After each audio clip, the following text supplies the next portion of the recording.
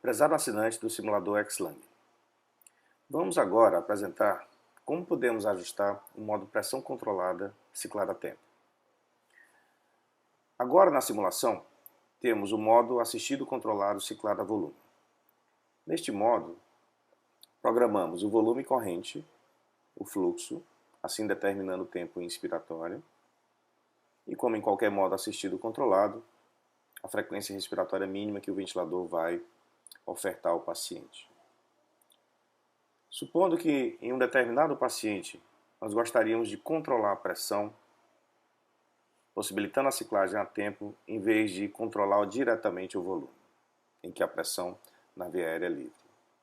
Para isso a gente lança mão do modo pressão controlada. Vamos agora ajustar esse modo para esse paciente em particular que estamos ventilando no momento, demonstrando as funcionalidades do modo pressão controlada. Primeiro, nós definimos o delta de pressão, ou a pressão que vai ser aplicada acima da PIP. Aqui, por exemplo, a gente pode ajustar a pressão que quisermos. Eu vou deixar aqui uma pressão em torno de 20 centímetros de água. A frequência respiratória é ajustada do mesmo modo que na modalidade ciclada volume. E em vez de escolher o fluxo, agora nós vamos escolher a duração do tempo inspiratório. Então eu posso ajustar o tempo inspiratório que eu quiser, meio segundo, 1 segundo e assim por diante. Depois falarei um pouco do tempo de subida ou do rise time. Bom, escolhido o delta de pressão, a frequência e o tempo ins, mantidos iguais os outros parâmetros, FO2, PIP, etc., nós vamos confirmar a mudança do modo ventilatório e vamos observar aqui as curvas de ventilação mecânica. Vamos fazer uma pausa para fazer aqui uma pequena análise. Esse primeiro ciclo é um ciclo com ciclagem a volume. O segundo ciclo já é no modo pressão controlada com ciclagem a tempo. O que há de diferente? Uma série de variáveis. Primeiro, a pressão agora é constante. E ela aqui está marcando 25 centímetros de água. Exatamente a soma entre a pressão programada de 20 e a PIP, que no caso está ajustada em 5 centímetros. 20 mais 5 vai dar uma pressão máxima de 25 na via aérea. O fluxo inspiratório, ele deixa de ser um fluxo controlado pelo operador e passa a ser um fluxo resultante da diferença entre a pressão na via aérea e a pressão alveolar. No simulador Xlang a gente pode ver a pressão alveolar e observar que a diferença entre a pressão na via aérea e a pressão alveolar é que vai determinar o surgimento aqui do fluxo inspiratório. Passado 1 segundo, o ventilador interrompe a oferta de ar e temos então, como resultante desse processo, o volume corrente que entrou dentro dos pulmões desse paciente. Observem que a pressão alveolar, neste ajuste, ela está acima mesmo, 20, da pressão que estava no modo ciclado a volume. Embora, se a gente não enxerga a pressão alveolar e não fazemos isso à beira do leito, a gente vê que a pressão máxima de via aérea está maior na ciclada a volume do que na pressão controlada. Por que isso ocorre? Porque o volume corrente que entrou foi maior na pressão controlada, nesses ajustes, do que o volume corrente no modo ciclado a volume. E a pressão foi mais alta na via aérea apenas pela característica do fluxo final aqui, que foi mais elevado do que o fluxo na pressão controlada. Então a primeira mensagem é: o modo pressão controlado não controla de uma maneira, digamos, precisa a pressão alveolar. Ela vai ser sempre resultante do volume corrente que entra no pulmão. Mas voltando ao nosso objetivo, nós não queremos um volume corrente de 680 ml. Ao contrário, nós queremos 500 ml, volume corrente menor. Então podemos, nesta modalidade, controlar esse volume indiretamente, reduzindo a pressão na via aérea, por exemplo, para 15. Nós vamos ter ciclos respiratórios agora, com um nível de pressão menor e um volume corrente menor. Agora a gente acertou um volume corrente de 500 ml. Muito bem. E a pressão alveolar, claro, vai se reduzir. Então, é ajustando o delta de pressão a maneira mais fácil de se conseguir obter o volume corrente desejado para o paciente que está em ventilação mecânica. A outra variável que pode influenciar bastante, de forma marcante, o volume corrente é o tempo inspiratório. Vamos brincar um pouco com esse ajuste. O tempo inspiratório está programado para 1,1 segundo.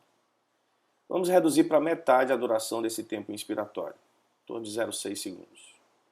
O que nós vamos observar? Que o ventilador agora vai ciclar muito mais precocemente do que antes. Temos aqui, então, uma redução do tempo inspiratório. E mais importante que isso, como houve uma redução desse tempo, a ciclagem é mais precoce, portanto, a quantidade de volume que entrou nessa respiração foi bem menor do que a quantidade que entrou no ciclo com o tempo inspiratório de 1 segundo.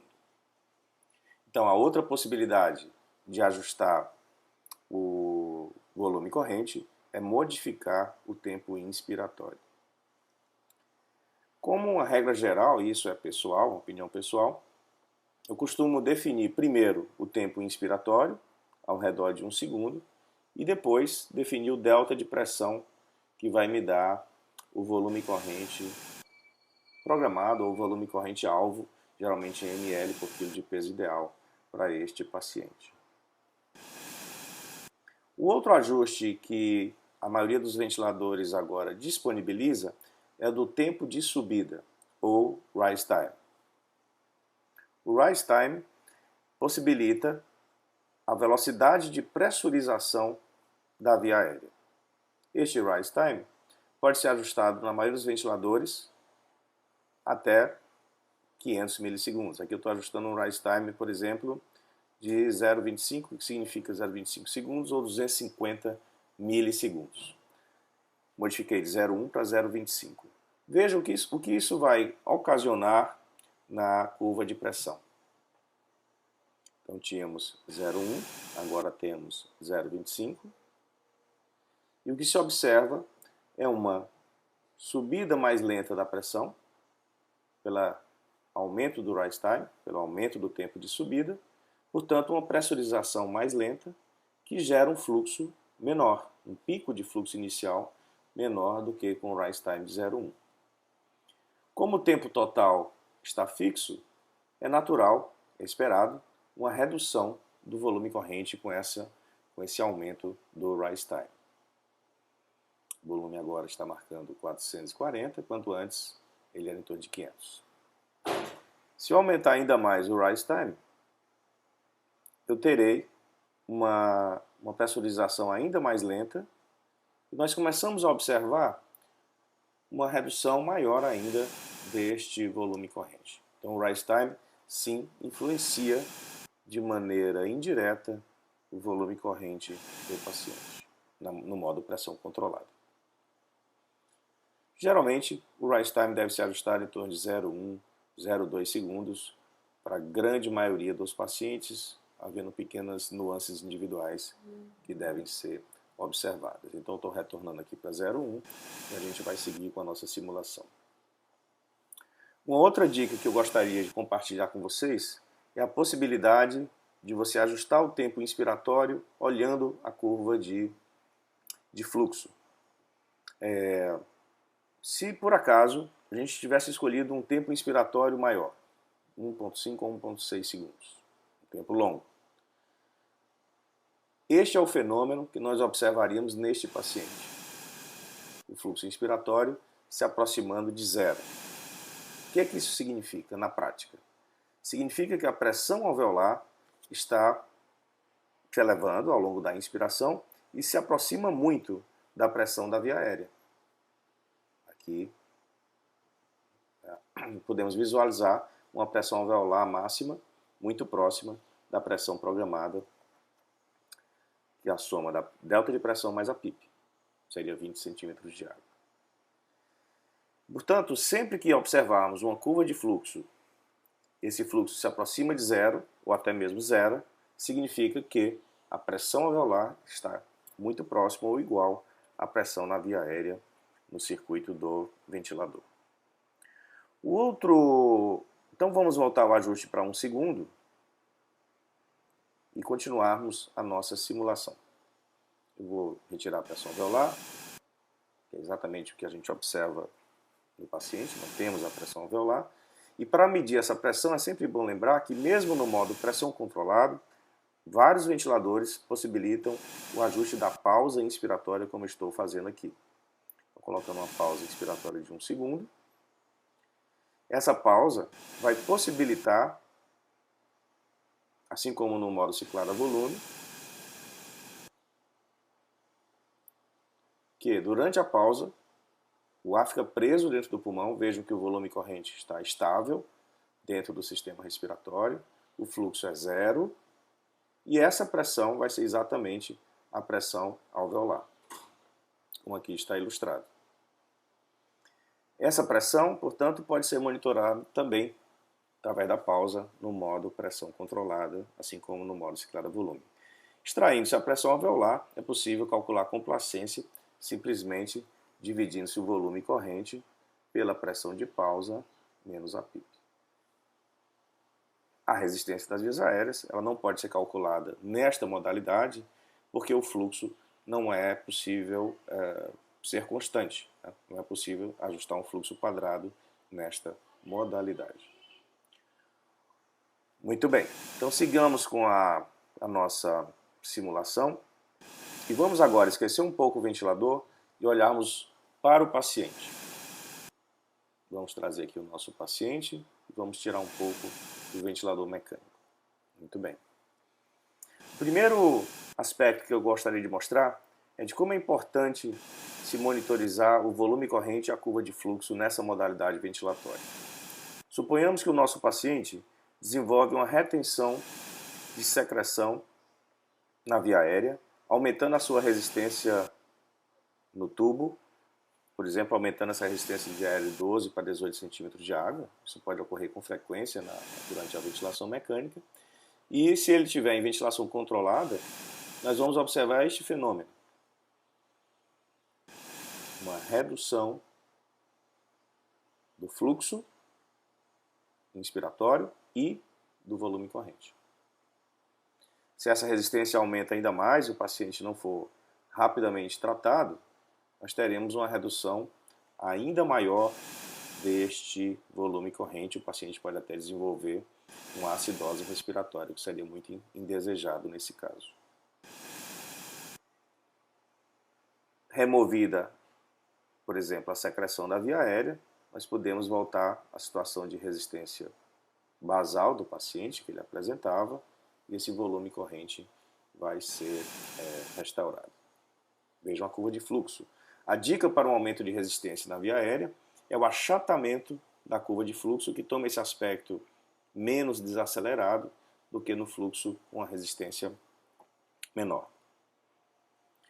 Agora, em vez de mudanças na resistência, vamos ver o que mudanças na complacência podem ocasionar na simulação, quer dizer, na ventilação mecânica.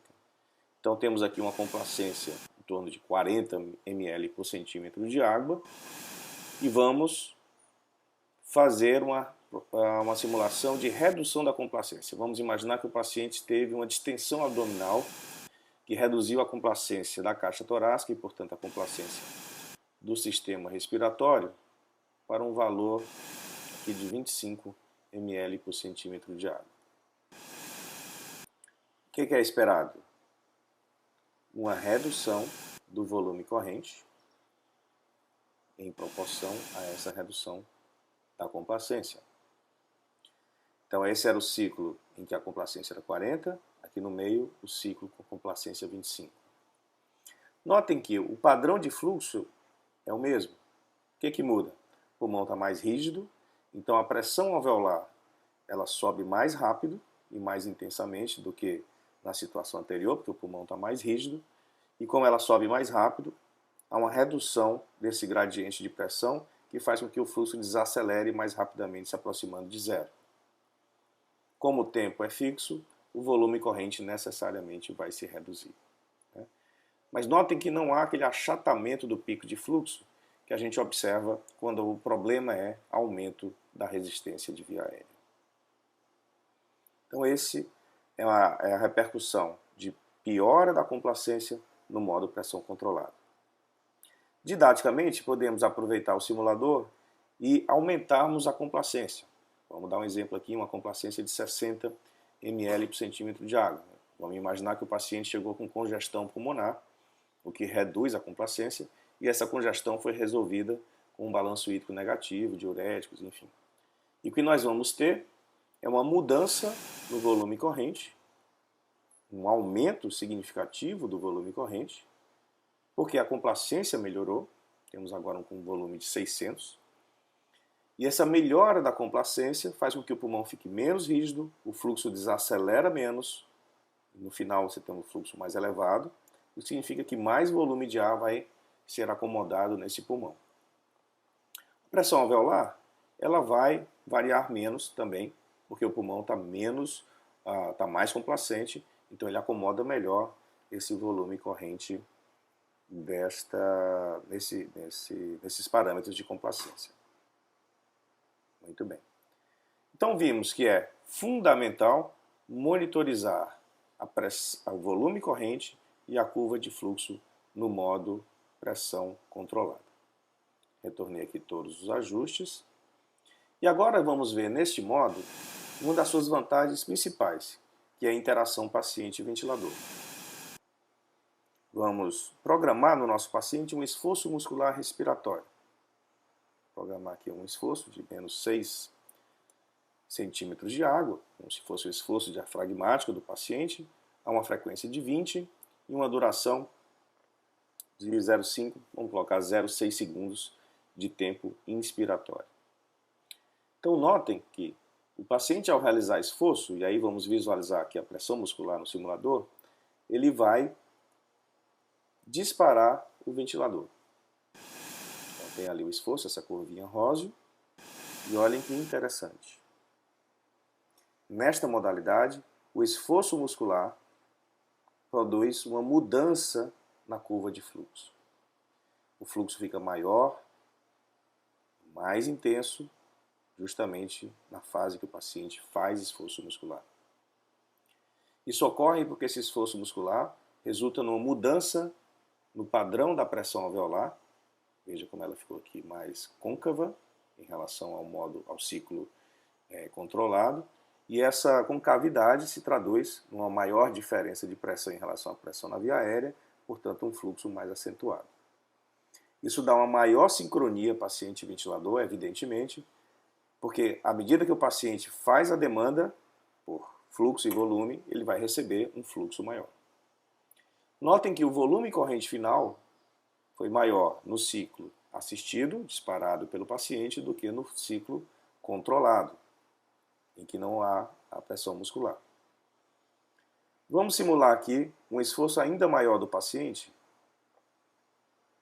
Dupliquei esse esforço e agora a gente vai ver se isso influencia de alguma maneira o fluxo inspiratório. Influencia.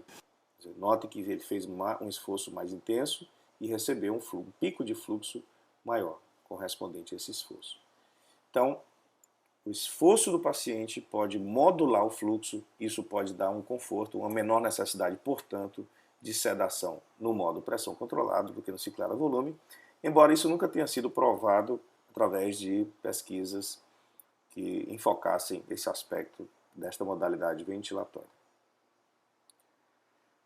Sigamos com a simulação.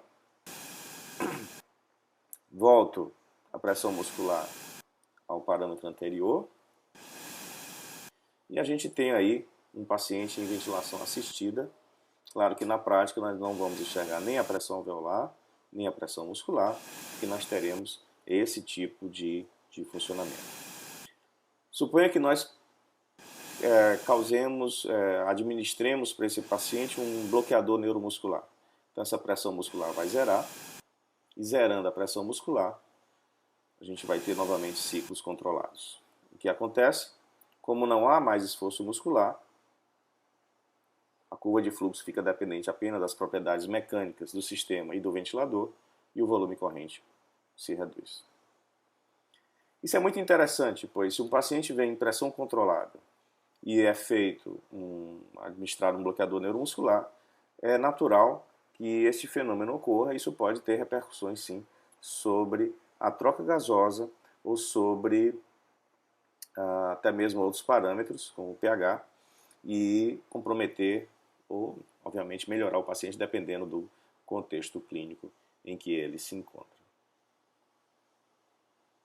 Portanto, em resumo, nós podemos dizer que no modo pressão controlada, ciclada a tempo, nós temos que ajustar o delta de pressão, o tempo inspiratório, o tempo de subida da inspiração.